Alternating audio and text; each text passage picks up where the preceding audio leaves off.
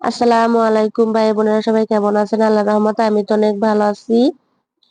এই যে আমি এখানে 2টা তাল নিয়ে নিয়েছি, তালের পিঠা বানাবো। এখন তো এই সিজনে তালের পিঠা না খাইলে কি হয়।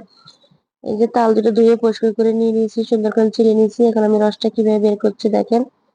এরকম একটা চালনি নিয়ে নিয়েছি, সেটা দিয়ে আমি রসটা বের করবো। আমি আজকে দুই রকমের বের করবো, একটা চালনি দিয়ে বের করবো, একটা পানি দিয়ে বের করবো।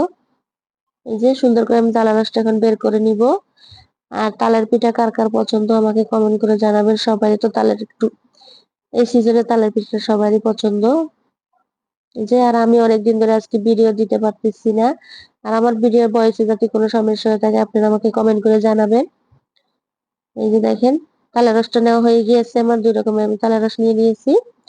এখন কি কি উপকরণ লাগবে সেটাও আমি দেখাই দিচ্ছি আপনাদেরকে। এখানে চাউলের গুঁড়া নিয়ে নিয়েছি 1 কাপ পরিমাণ, চিনি, ইস্ট নিয়ে নিয়েছি, পাউডার দুধ নিয়ে নিয়েছি, ডিম একটা, ময়দা কিছুটা পরিমাণ, 1 চামচ বেকিং সোডা দিয়ে দিলাম। এই যে এখন আমি একটা গামলা নিয়ে সেটার মধ্যে আমি সুন্দর করে সবগুলো উপকরণ ঢেলে দিব। ঢেলে দিয়ে ডোটা সুন্দর করে আমি হাত দিয়ে মেখে নিব।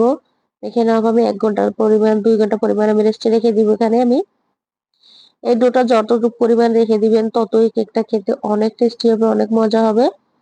এই যে আমার ডোটাও দেখেন তৈরি হয়ে গিয়েছে। আমি ডোটা সুন্দর করে এখানে দিব। আমি এখানে কিছুটা পরিমাণ কোরানো নারিকেল দিয়ে দিলাম। কোরানো নারিকেলও দিব আমি এখানে, গোটা নারিকেলও দিব। আমি দুটোটাই দিব। এই যে দেখেন। আর এখানে ছোট ছোট ছোট ছোট কতগুলো আমি বাটি নিয়ে নিয়েছি দেখেন। এগুলো সুপার মার্কেটে কিনতে পাবেন। এই বাটিগুলোতে আমি একটু অয়েল ব্রাশ করে নিয়েছি। এখন এখানে আমি ডোটা ঢেলে দিব সুন্দর করে। এই যে দেখেন। আর এখানে আমি রাইস কুকার একটা স্টিমার বসায় দিয়েছি। এই রাইস কুকার এখানে আমি পানি দিয়ে দিয়েছি পরিমাণ মতো। এখন এখানে আমি কেকটা সুন্দর করে বসায় দিব। এই যে নারিকেল দিয়ে দিলাম কিছুটা পরিমাণ।